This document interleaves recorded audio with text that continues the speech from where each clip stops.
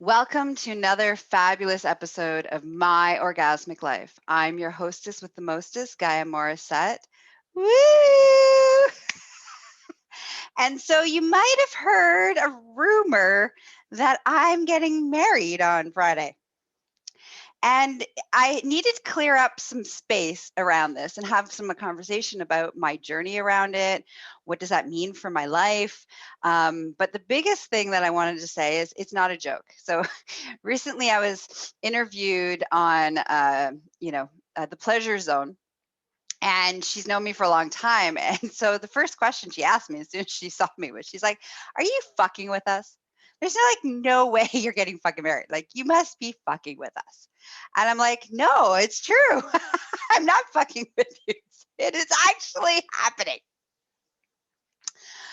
Okay, so I'm going to answer a series of the burning questions that people have been, statement. And then I want to talk to you about why do we feel like the statement, the most common statement I've heard is, finally, you're settling down. And I want to have a conversation with you about why do we perceive partnership, choosing a partner or partners, as a settling. All right. And that's what we're going to talk about. But before I get into that pieces, I want to answer a bunch of questions people have. So the next question that people have been asking me, besides the fact that are you fucking with us, has been like, who captured you? Like, what kind of partner actually convinced you to settle, to get married, to put a ring on it? So here's the thing. The person who I'm marrying, his name is Lady Bunny. That's what I call him. His legal name is a lot of names, but what he goes by is Gary Bear. Okay, so everybody who knows who I'm talking about. Now, he's been my primary partner for at least the last 5-6 years now, actually. And all of the lives and all of the posts and all the pictures that you see me at the nudist resort, I'm out at his place. And the reason that he's one of my best friends, and we laugh all the time, and we are incredibly compatible. We don't fight. It's super easy. And of course, we have epic sex. So so he said to me recently, all these people keep asking, all these people try, throughout my life, I've had a harem, and sometimes the harem is really delightful, and sometimes there's drama in the harem. And one of the biggest dramas in my harem have always been that people that are in the harem want to be the only one, want to be special, want to all of a sudden for me to become monogamous, which I am not monogamous. And even while I'm getting married, I am not planning on being monogamous. And I'll tell you more about that in a little bit. So what ends up happening in the harem is that somebody wants me to be monogamous. They want to be the only one. They want to be the special one. And that causes disharmony, but it also makes for me to actually not want them to be a part of my life.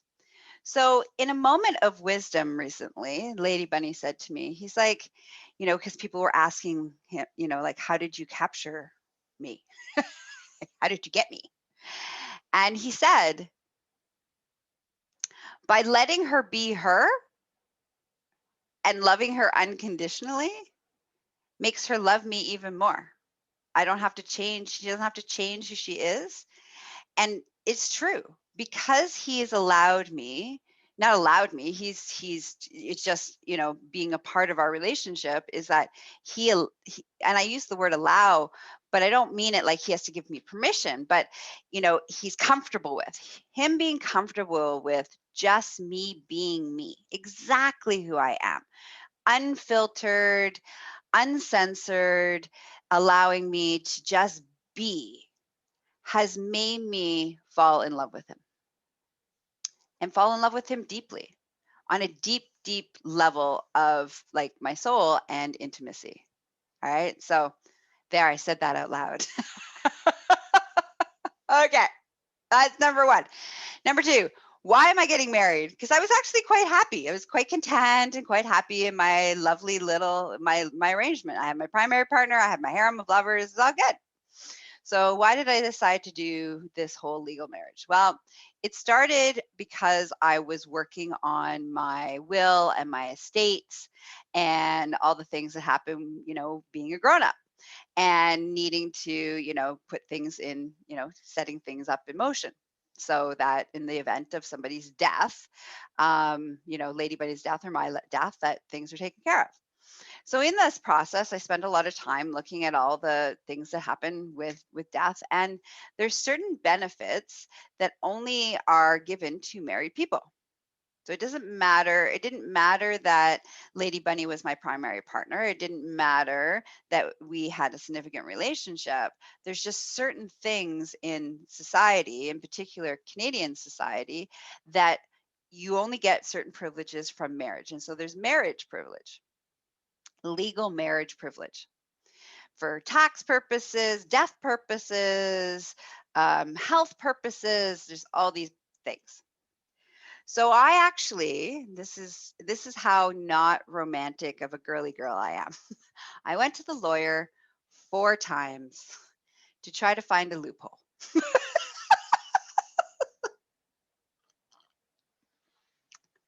Around, do I have to get legally married? And it turns out that that's the only way you can get these particular benefits and these particular privileges.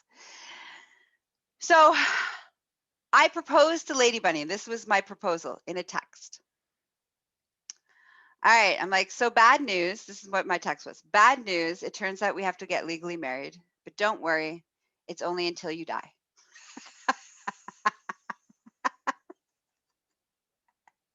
Now, this is what his response was, which is awesome. He's like, I could do worse.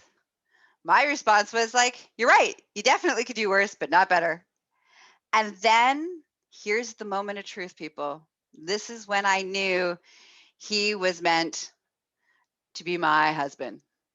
His response was, well, that's kind of hot. I've always had a fantasy about my wife cheating on me. And my response was, well, that's good because I plan on doing it a lot. And that was our proposal. As you can see, it wasn't very romantic, but neither one of us are incredibly attached to romance. That's not how either one of us moves. So it works out perfectly. And then it's been a really fascinating journey about how other people are responding to me, that there's all the marriage privileges that exists in our society beyond the benefits, like the legal benefits, but also how people are responding to me and reacting to me and interacting with me. And so it's been fascinating. The last thing I want to say before I get into this whole construct of settling is that when I was a little girl, just to give you a framework of like, why are you not like thrilled and squealing and, doing all the things that brides do because they're just so excited that, somebody chose them and they get to spend their life with somebody. Why are you not behaving that way?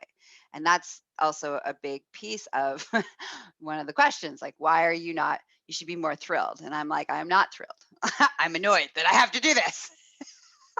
Culturally, societally.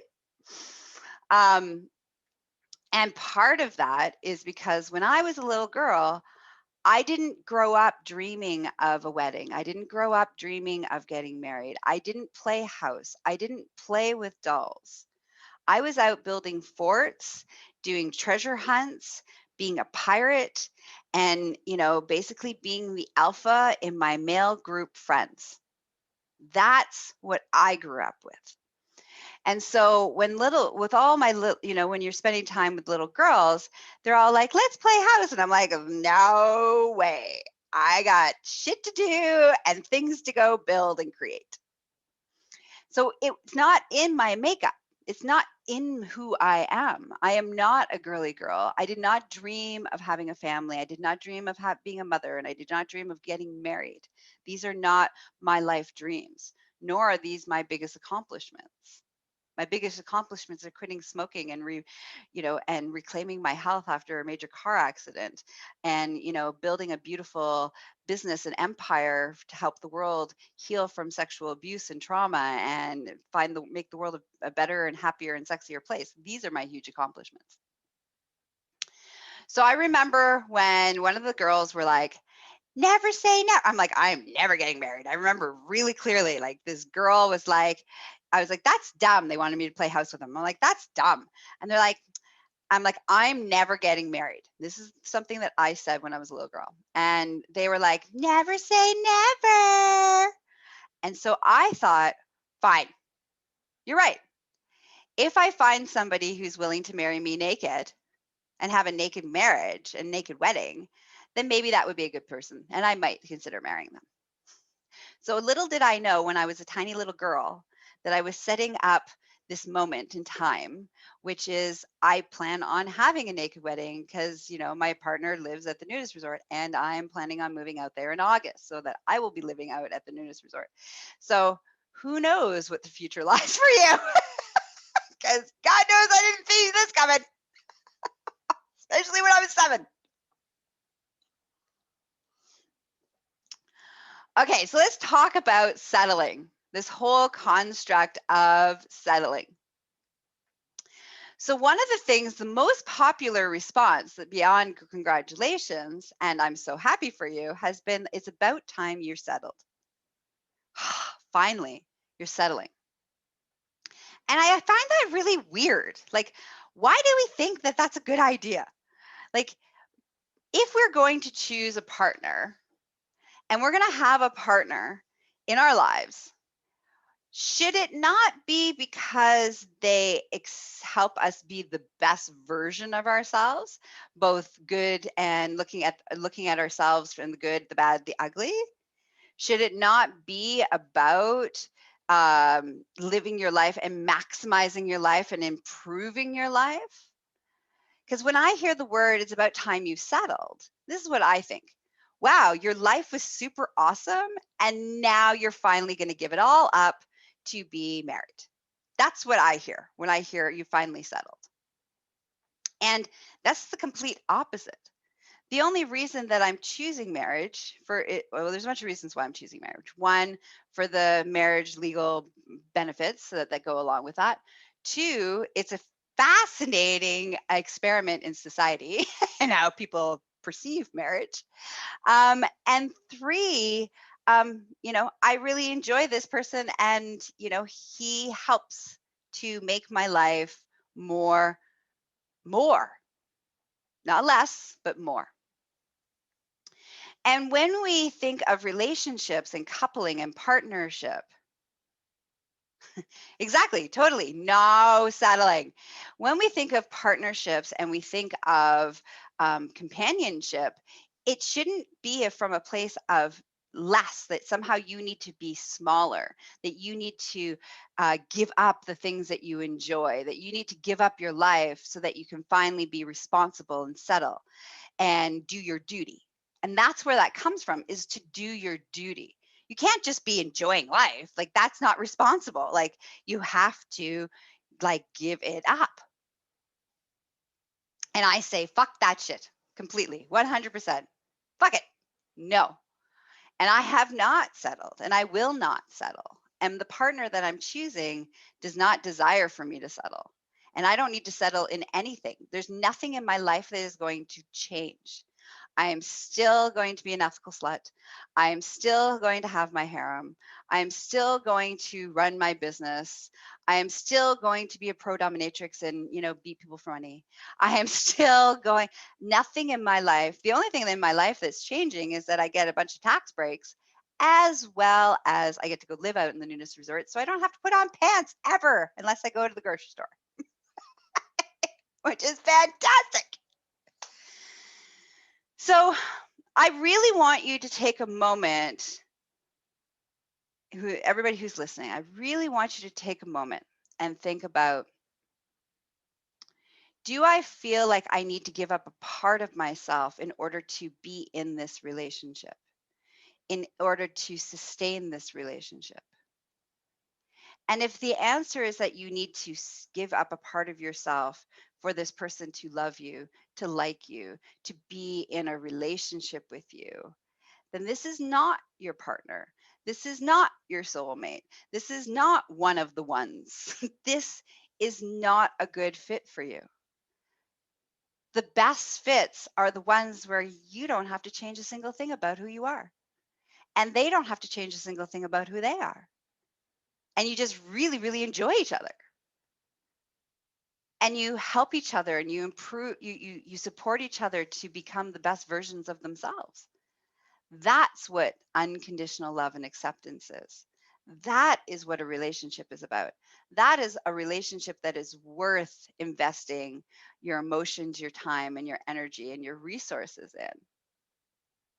So if you're in a relationship that you feel like you've settled, then it's maybe a good idea to reevaluate that relationship. And whether that's to get some support on how to recalibrate that relationship and renegotiate that relationship, or support in helping you get out of that relationship, you can find me at GaiaMorrissette.com, which is my now website hub, where it shows it's the gateway to all of the ways in which you can spend time with me, hang out with me, work with me. I have programs and courses. I have a fantastic course called Finding Your True Love, or loves, depending on your love paradigms. That will be happening, I believe, in June. Starts in June. It's a guided course. So, if you want to learn how to figure out who you are, what to reframe what your love paradigms are, whether they're serving you or not serving you, where they come from, and how you can truly, truly find your true love or loves and not settle on any level, emotionally, physically, financially. There's no need to settle. We want to expand. All right, so it's happening. I am getting married on Friday. What's today? Tuesday. 3 more sleeps. Okay. Now, to prove for all of you people who are like, I still think she's fucking with us.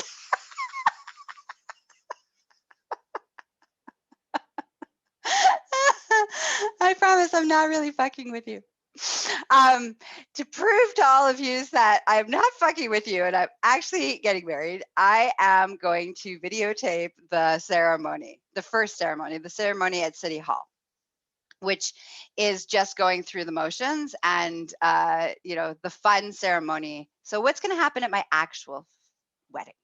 So the one on Friday is just like, it's like the test run, basically. It's the one where we sign all the legal documents and do all those things.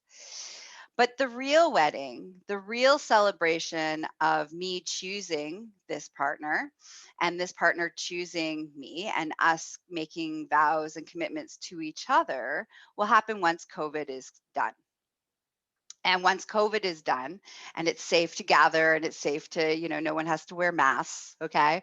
So when that happens, I will be having a beautiful naked wedding at the nudist resort. And which is great because it saves me so much money on my wedding dress. Because I'm going commando. You can picture this. I will be wearing this beautiful tiara. I will be covered in henna designs. I will have flowers in my hair, flowers around my wrists and ankles, and I will look gorgeous. Basically, I'll look like a little fairy and forest nymph, which I really am. And we will have our ceremony in our vows with our friends and family. And by the way, all of my friends and family that are going to be there have to be naked. That's a prerequisite of during the ceremony, they have to be naked. And if they're uncomfortable with that, that's too bad because my family made me wear bras to their wedding. So paybacks a bitch.